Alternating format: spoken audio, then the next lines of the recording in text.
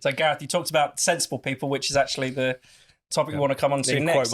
Quote marks, the sensible centrists. I mean, one of the strangest political phenomena of our time, I think, is the popularity of some of the sort of sensible centrist influencers. So, the Rest is Politics podcast with Alistair Campbell and Rory Stewart, that fills out the O2 when they do a live show. The newsagents with 3 very annoying ex-BBC presenters is never off my Twitter feed. Gareth, you've written a brilliant piece for us this week on the newsagents in particular, Emily Maitlis, John Sopel, Lewis Goodall. What these people, surely they've run out of road. I mean, their world is crumbling now. How can they keep up the pretense? I mean, I think it's the pain of realising that it's finished is going to be the real problem here.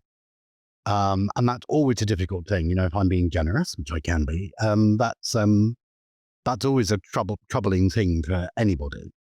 I was reading, coincidentally, I was reading a book by a young titled woman written in the early 60s the other day. And she was talking about how they had to strip a castle, that they just lost a castle. That was one of their castles. And she said, we just had to take all the pictures and pictures and put them in our dining room. And she's like about 18, 19. And she was looking around and saying, well, the good thing is that I'm young enough to think, okay, this is how it is now. But all my family are out there and they just can't face the fact that it's finished. And that really struck me because, it is inevitable as one gets older that these kind of massive shifts in politics and culture are going to happen. And I think the progressive class thought it was all going their way, that they weren't going to be the ones that were going to be left behind because everything was going to get more equal, more diverse, more trans, more progressive. And it's not turning out like that. And I think that's going to be very hard for them to budge out of. But the popularity thing is interesting too, because I think because of the massively fragmented nature of media nowadays, we have an odd idea of what is popular and what isn't. Because in a way, nothing is popular. Because it can't be, when I first started working in TV in the 1990s, we had a panic in Granada if Coronation Street dropped below 18 million viewers. That was considered like, right, this is dangerous now. We have to worry. And now it's like if it gets 1 or 2. And it's still considered, one of the most popular shows on TV. So I think the idea that, they can sell out the O2 and do all those kind of things.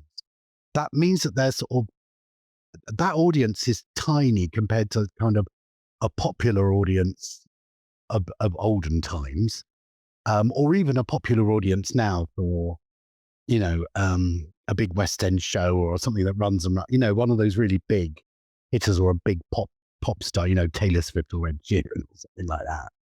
So it's interesting. They are popular and there is a certain kind of very engaged group of people. I'm not quite sure in percentage terms how much that would come out as.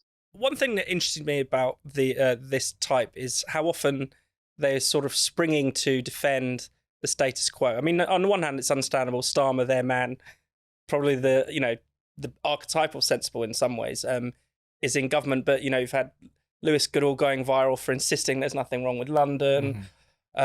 This week I saw Emily Maitlis tweeting a piece about actually it's the problem with what Starmer needs to do is say that everything's caused by Brexit.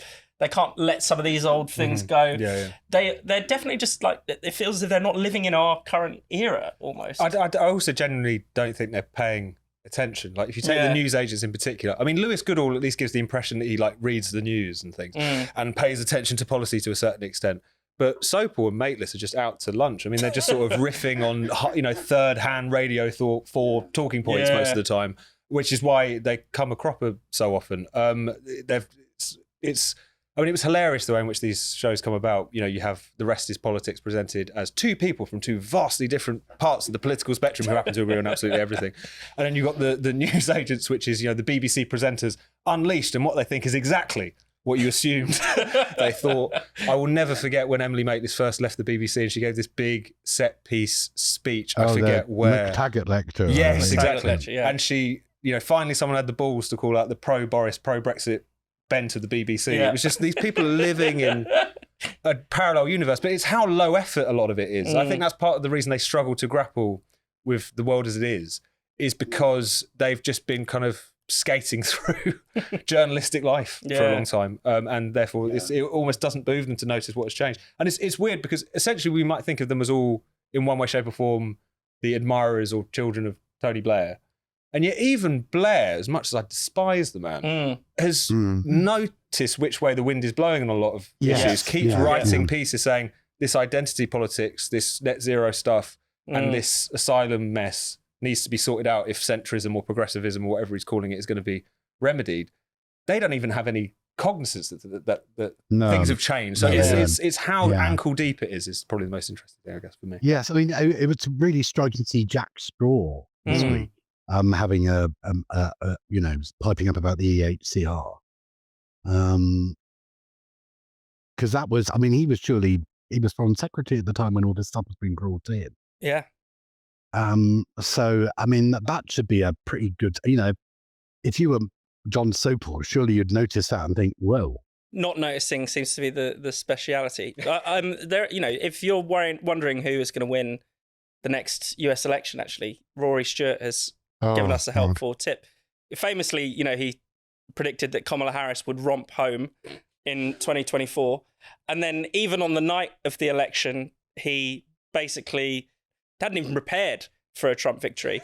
But he's really, really into Gavin Newsom as the next candidate. The kiss of death. The kiss of death. So I shouldn't give out financial or gambling advice, but do put some money on President Vance. Well, the really interesting thing about Rory after that prediction went wrong was he said something like, I was wrong because I was an optimist.